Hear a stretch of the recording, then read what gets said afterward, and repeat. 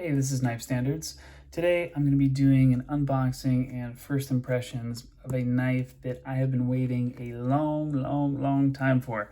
I pre-ordered this guy I want to say at least 6 months ago, 7 months ago, I'm guessing. I don't even remember. It's been so long, I don't even remember. But I have it here. It just arrived a couple minutes ago, and I am excited to get into it and see what it's all about.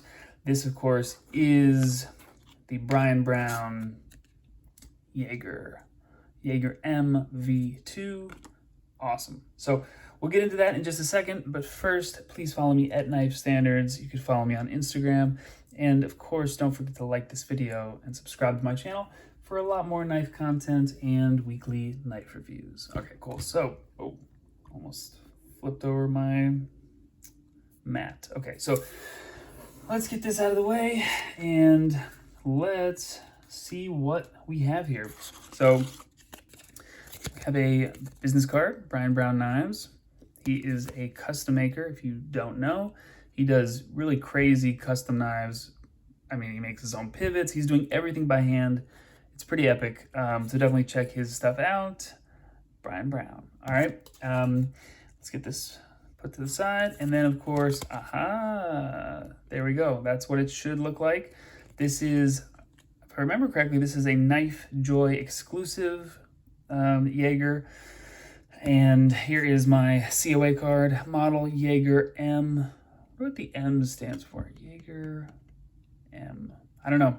Yeager-M V2, blade M390, frames, full titanium, collars, blue anno. So pretty bare bones COA, cool. I'm okay with that. Let's get this to the side. And of course I have a little tiny sticker. Let's open this up. So yeah, I pre-ordered this guy. And here we go. Yeager-M, full titanium, bead blast. I pre-ordered this guy, and at the time the demand was insane. This is just a plain box. At the time the demand was just insane for these, and the demand was so crazy high that he did, I don't know the exact number, of course, but I think it was upwards of like 1,200, 1,500 knives, 1,500 Yeagers, something like that, in that ballpark, if I remember correctly, for pre-order. So just an extremely large pre-order. And he did a bunch of different inlay versions, I think on his website, selling direct, and then he did some exclusives. This was a Knife Joy, I'm pretty sure, Knife Joy exclusive. They had 3 or 4 different versions. He did a couple other exclusives with other, excuse me. That was a burp and a cough at the same time. He did a couple other exclusive versions with other retailers, and this is the one that I settled on. A lot of people jumped on this. Ooh, I actually really like this pouch. This is like a nice faux leather pouch, little upgrade from the normal, I don't know what the material is, but kind of vinyl-ish material. Or I don't even know what you would call it. You know, like the regular pouch material, almost plasticky. This feels, you know, obviously it's not real leather, I don't think, but feels nicer. It got his logo. All right, cool. What's in here? Don't eat that. Okay.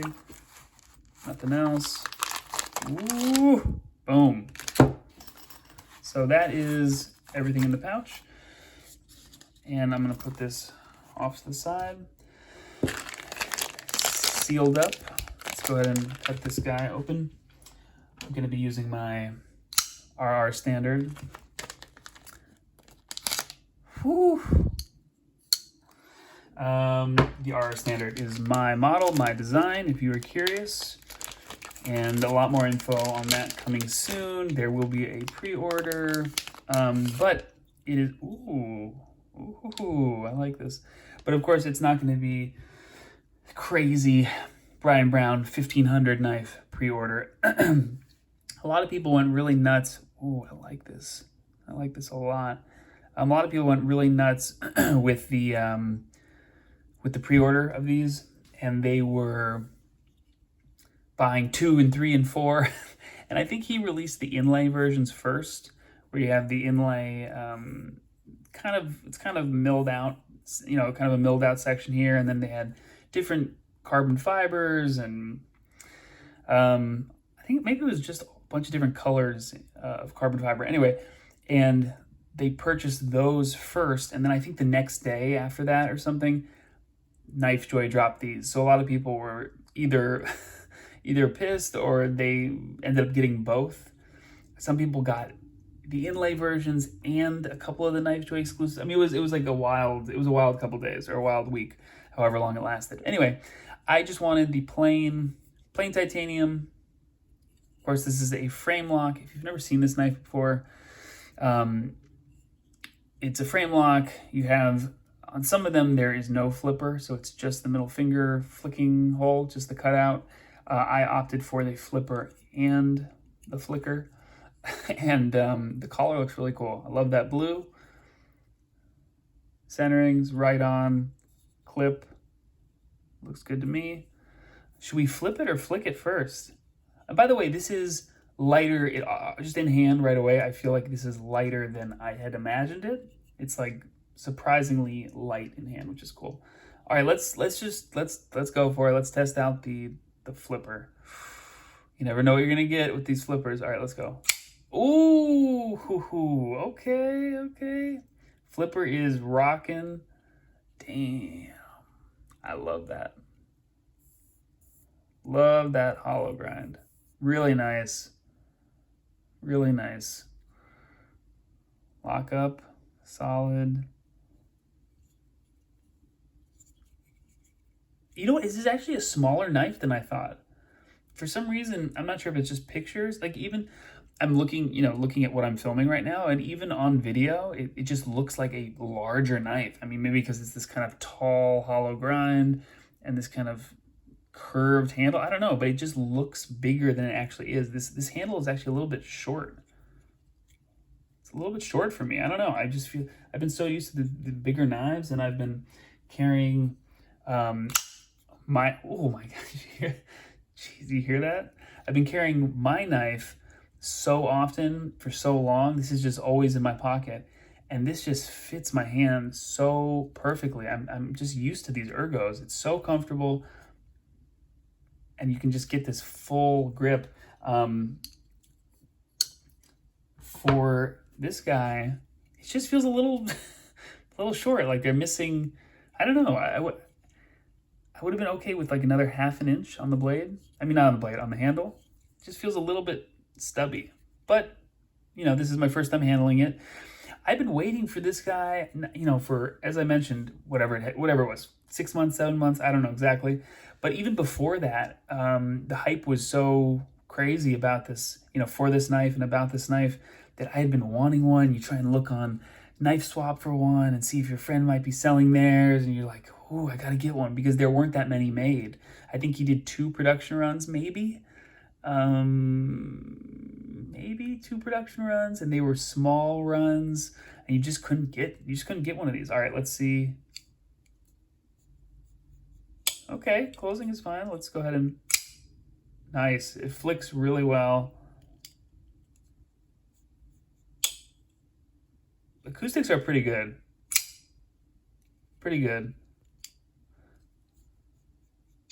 I think this could use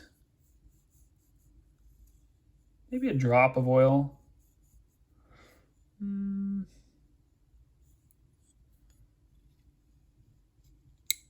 Just checking out to see there's a detent ramp. Can't really see.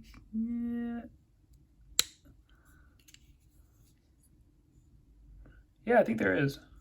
Little detent ball ramp. Flicks really well. One thing that I actually did not realize, but I like it, is this kind of, I don't know how you describe that, kind of like this half circle backspacer, this almost full backspacer.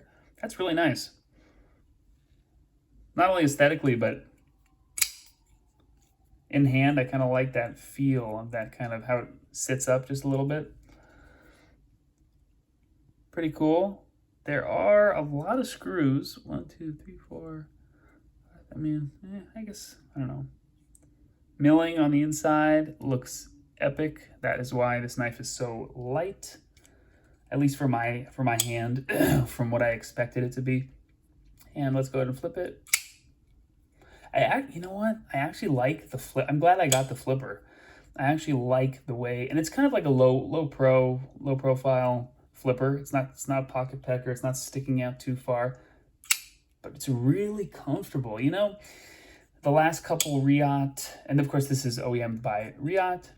They do really excellent work, and the last couple Riot flippers I got a hold of, the flipper was just too serious. It was just too stiff, too strong of a detent.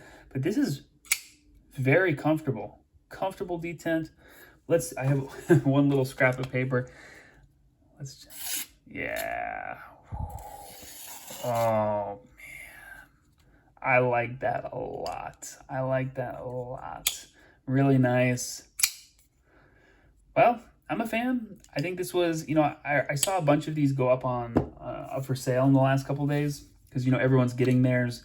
They ordered 2 or 3 or 4 of them, and I was wondering if it's because they were, you know, if it was overhyped or if they didn't. What if I could thumb flick this? Or if they just didn't like the knife, or if they bought 3 of them and they're trying to sell the one that I don't know. But a lot of these popped up on the secondary market. Yes, you can flick it. So I was kind of curious why. Maybe it was overhyped. Maybe people weren't into it. Maybe it wouldn't be good. But I really like this. This is really cool. This is a really cool knife. I like this a lot. So I'm a fan. It does feel a little bit short for my hand, like a little bit jammed up. Like this might be the mini, you know, if there was a Yeager and then does Yeager-M stand for Yeager Mini? Whoa, I think it does. No, I don't know. Mini Yeager? Shit, maybe it does. You know what? That actually makes sense because I've seen a custom of his that is like a large version of this. Oh, there we go. It only took me the whole video to figure that out. If I'm right. Wow. Okay. Interesting. Well, you learn something new every video. I like this hollow grind. Really nice. Solid knife. I'm excited to get this thing in pocket. And just so you guys know, everything that goes in my pocket these days joins this guy. So everything is hanging out with the RR standard because this is not leaving my pocket ever. So now they can be friends. Overall, it's really solid. I think, you know, excellent first impressions in my book. And I'm excited to get this guy in pocket and see what it's all about. See how it carries. See how comfortable it is. And of course, see how it cuts.